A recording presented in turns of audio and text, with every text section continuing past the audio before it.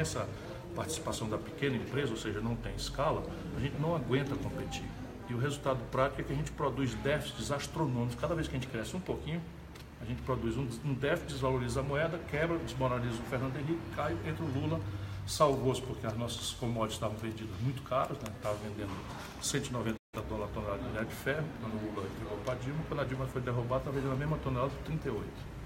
E aí quebramos. E a desvalorização do câmbio introduz uma raiva justa no povo que perde metade da sua capacidade de consumo.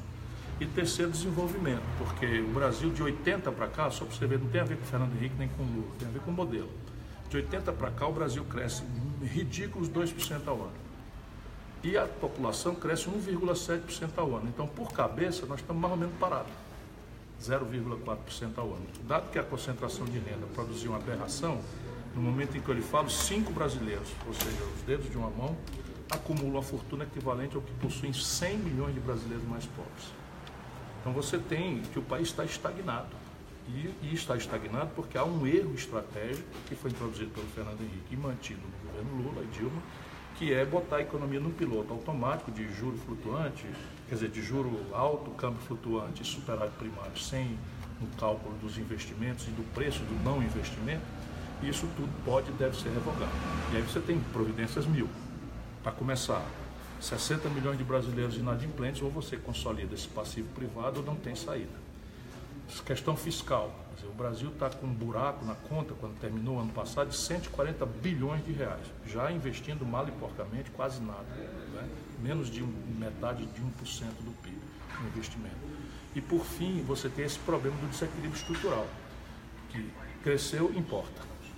E aí eu tenho grandes complexos industriais, só para dar exemplo, eu já estou lhe cansando aqui, mas só para dizer que tem saída para o Brasil. Você tem, por exemplo, a União Federal importou do estrangeiro, ano passado, 2017, gerando emprego na China, na Europa, nos Estados Unidos, 17 bilhões de dólares do complexo industrial da saúde. Fui visitar agora o hospital de vocês aqui. Isso dá 50 bilhões de reais por ano de importação que podia estar gerando emprego em qualquer lugar do Brasil.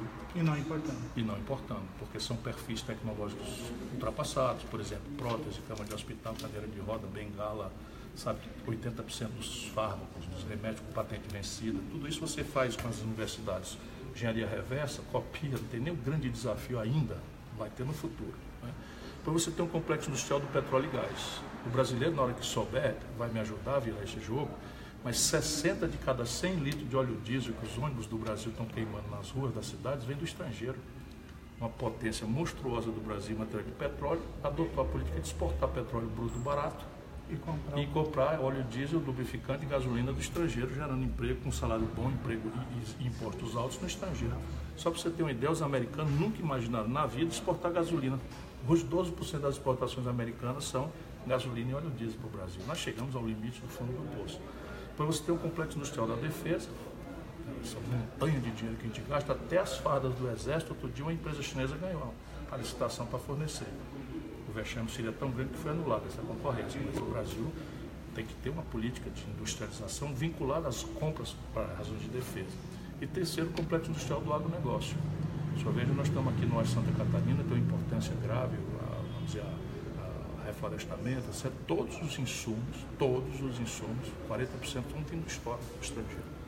Fertilizante, agrotóxico, defensivo agrícola, implementos, as ferramentas de cortar o pinho e tal, tudo de fora. Se tu se consolida cada vez mais como um candidato para representar especialmente partidos mais ligados a vamos dizer assim, um movimento mais esquerdo, em função até que aconteceu com o vice-presidente Lula, que pode não ser candidato. Como está conseguindo costurar isso? Com quem está dialogando? Como está conduzindo isso? Veja, o meu projeto, pouco importa a minha formação, eu venho de ser governador, fui ministro da Fazenda, fui ministro da Integração Nacional, fui prefeito de uma capital, então eu não sou propriamente uma novidade. Todo mundo pode olhar meu currículo, ver se eu respondo pela exigência de ficha limpa. São 38 anos, nunca respondi por nenhum inquérito, nem sequer para ser absolvido. Isso nada mais é do que a minha obrigação, mas o projeto que eu comovidamente estou defendendo tem a ver com centro-esquerda. De novo, não faz sentido que o país não associe o interesse do mundo pobre, do mundo do trabalho, das classes médias, do setor público, com o mundo do empresariado nacional brasileiro que está pagando o pão que o diabo amassou também. Só para você ter uma ideia, em 1980 a indústria brasileira representava a indústria da China, da Coreia do Sul, da Malásia, do Vietnã e de Singapura junto, ainda dava um tanto, ainda sobrava um tanto. Hoje só a China produz 6 vezes e meio que o Brasil produz.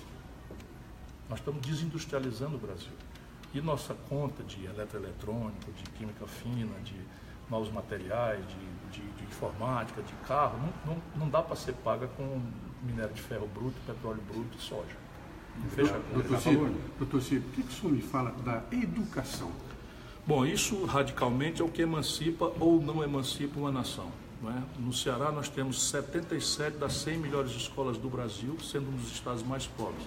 Por quê? Porque a educação consistente exige coesão política, continuidade e uma aposta, né, numa escola pública de qualidade que abra acesso ao filho do trabalhador que não pode pagar uma escola particular.